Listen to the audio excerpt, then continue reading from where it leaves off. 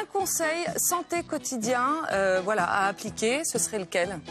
Un conseil santé quotidien appliqué? Ouais. Être optimiste matin, midi et soir. L'optimisme, tout le monde le sait et maintenant c'est prouvé scientifiquement, ça vous permet de vivre plus longtemps.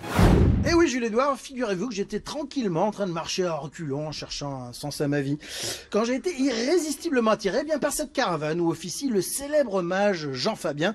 Alors Jean Fabien, vous êtes voyant, n'est-ce pas? Exactement, je prévois l'avenir. Et celle-là? Hein? Tu l'as prévue celle-là? Voyez Jules-Édouard, pas besoin de long débat pour démystifier les charlatans. Gustave de Kerverne pour Made in Groland.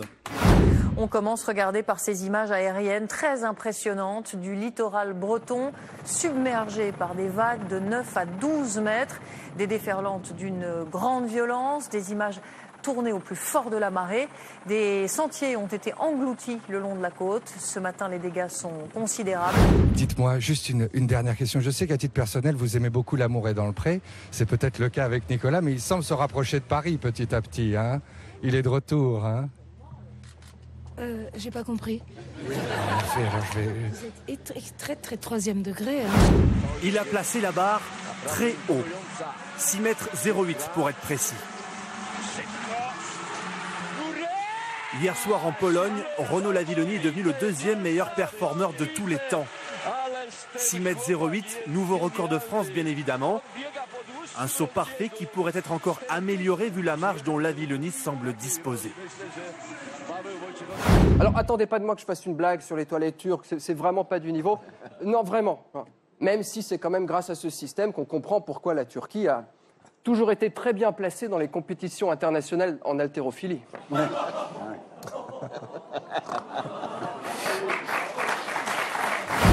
Attention.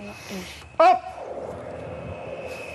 Garde l'équerre, garde. Fouette, monte, accroche, lâche les mains, lâche les pieds. Allez, là, lâche. Et sur le dos. Bravo! Ah, j'ai réussi!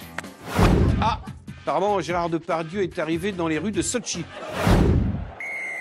Il était 18h à Paris, 1 heure de moins à Londres, mais il n'a fallu que 30 secondes aux Français pour remettre les pendules à l'heure. Oui, 2013, année catastrophique, et bien derrière eux, comme ces Anglais qui courent derrière Yoann Huget, lancés à grande foulée vers le premier essai. 30 secondes avant de marquer, difficile de faire plus efficace. En 3 ans sur les côtes australiennes, 7 personnes sont mortes, tuées par des requins. En réponse à ces attaques qui se multiplient, les autorités locales autorisent désormais les pêcheurs à tuer tout requin de plus de 3 mètres qui s'approcherait à moins d'1 kilomètre de la côte. Pour capturer et tuer ces squales, les pêcheurs utilisent des appâts placés sur des hameçons. Sur ces images, le premier requin légalement abattu dimanche dernier en Australie. On voit que les décisions les plus liberticides ont été prises par des soi-disant démocraties. Bien sûr, bien sûr.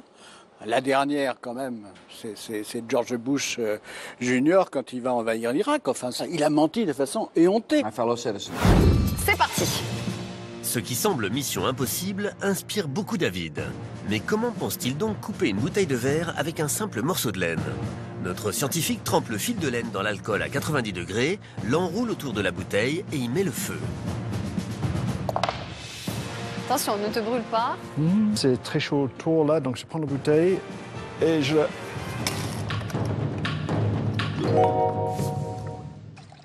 Oh, joli! Je pense que la télé rend con. C'est-à-dire que quand ton image est trop souvent dans la cuisine de chacun, tu perds toute distance avec le public, les gens. Do you expect the world to boycott the 2018 World Cup? Конечно же, да. Это жизненно необходимо. Не знаем, где мы будем в 2018 году. Возможно, мы просто будем опять не на свободе. Boycott Russian World Cup.